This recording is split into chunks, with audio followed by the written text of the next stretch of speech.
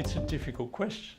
There was a case for calling it Burma before the elections in 2010. This was not a legitimate government. The military government may well have been in place, but it had seized power and therefore it lacked legitimacy, and it decided that the country would be called Myanmar. So there were political reasons for continuing to call it Burma.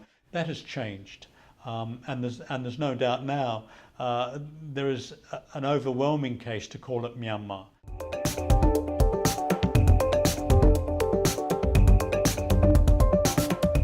I think that the reform process is still more theoretical than practical. I have no doubt that the current leadership are committed to what they say, that they want to reform both politically and economically the country, and to make it more liberal and to respect best practices internationally.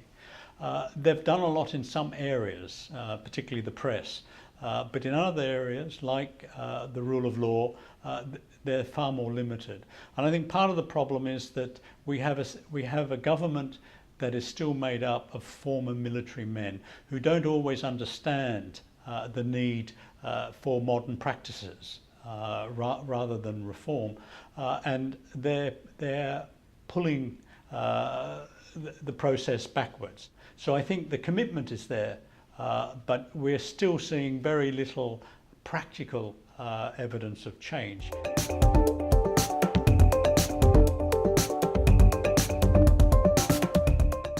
The only issue is the army. To what extent is the army likely to be destabilised or unhappy by the reform process? And one of the key areas is going to be any reforms that actually impinge on their economic control, particularly the two major economic organisations that are essentially Ministry of Defence and the Army, and that's the Myanmar Economic Corporation and the Union of Myanmar Economic Holdings. These are very powerful vested interests. There is talk even within the army, though, of privatising these institutions. The state control, which is about 60%, would be privatised. The 40% that's essentially shares owned by former generals would be legitimised. That may not be sufficient for some opposition figures, but I think it's a way forward. It's a halfway house that would bring a measure of liberalisation to these two very important and really anachronistic organisations.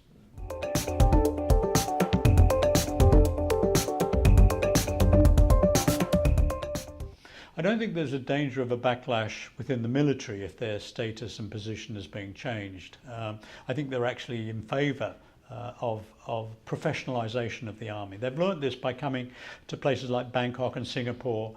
They've seen what change actually means, and that particularly from the Thai experience, there's life after democracy. It isn't death to the military. So I don't think there's likely to be a backlash because things are changing. I think where the backlash is likely to happen is if there is instability. If the protests between the Buddhists and the Muslims gets worse, if we see more fighting and problems in the ethnic areas, if we see demonstrations on the street, there are protests against electricity cuts and so on, and the army feels that this instability could bring the country down, weaken it, that will certainly lead to a backlash. That would certainly make the army take a greater involvement in administrative control.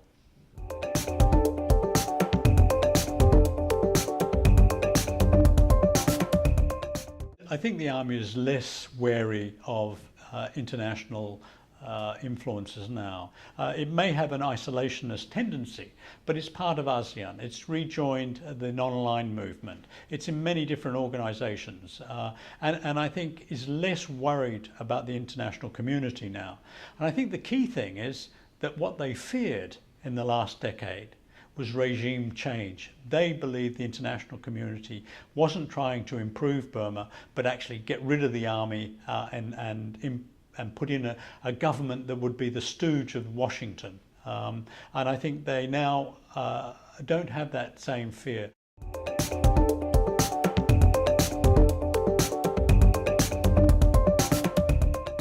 what is governed now is ad hocism. There's no question of it.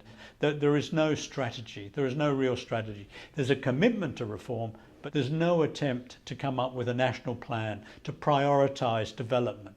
And it's necessary. This is actually going to be a failing if they don't, because the danger is all these foreign companies wanting to invest and coming in, and we have the big international organisations, financial organisations like the IMF and particularly the World Bank and the ADB coming in. It has to be funneled to priority areas that only the Burmese can decide. Of course they can be advised and they're quite prepared to listen to advice, but they have to understand that they have to control the process.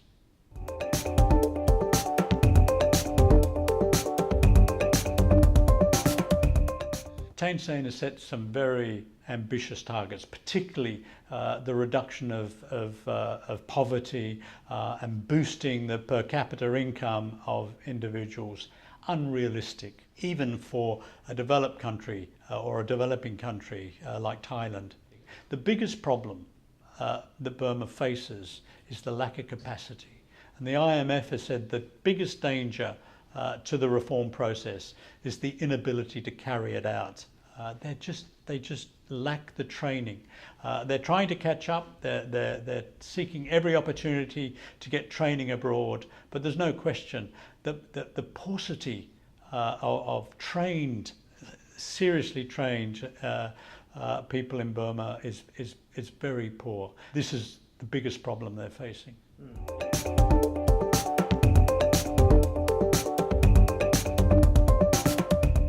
There's an estimated 6 million Burmese worldwide who have skills that would be useful to the reform process and to building a stable and prosperous Burma. They're beginning to come back. They're coming back without any fanfare. They're almost sneaking back because some of them are not quite sure just how safe it is, just how committed the government is to the reform process, what kind of role they're going to play, but it's happening. The trend is that way. And what's more important is that the brain drain out of the country, to Singapore in particular, is being reversed. It's stopped and people are coming back.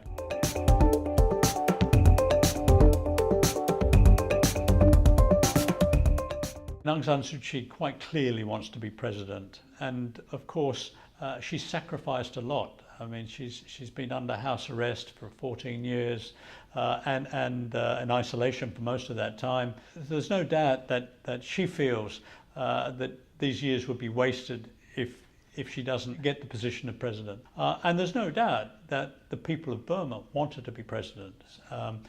Can she and the NLD govern? The NLD, as in fact Aung San Suu Kyi said to me very recently,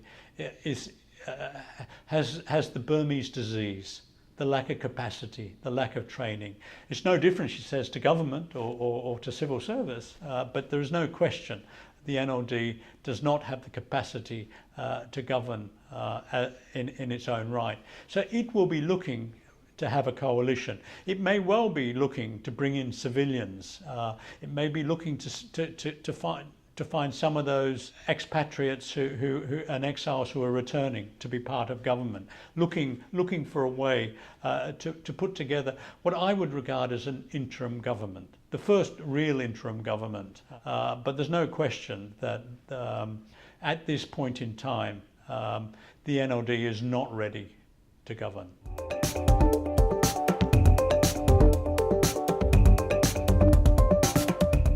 There's no question that corruption, lack of rule of law, but I feel that from a foreign investor's point of view, the position of land rights is actually the most important, because a lot of the country, the land rights are in dispute, and a lot of the country, it's traditional ownership, and the army has seized a lot of the land, and a lot of the land is owned by the military's economic wing, and I think that is going to be the biggest problem facing foreign investors. I see a lot of investors rushing to Burma, but as the American ambassador said to me about American investors, they're rushing to Burma not to invest but to learn. And as someone said to me recently, there's the 3 L's: listen, learn, and leave. They understand that the time may not be ripe, but they have to start the fundamental process of looking at what's available. It reminds me of China in the 1980s, but even then China had a much more established governmental framework, administrative framework. But there are impediments. I think what's happening with the telecoms licensing bid is actually very optimistic.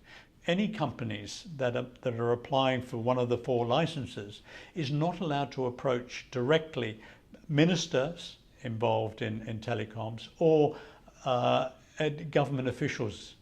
Everything has to be done in writing. This is an attempt to make the process transparent, but also to prevent opportunities of corruption, nepotism, and influence. So I think there are signs that the government is moving in the right direction.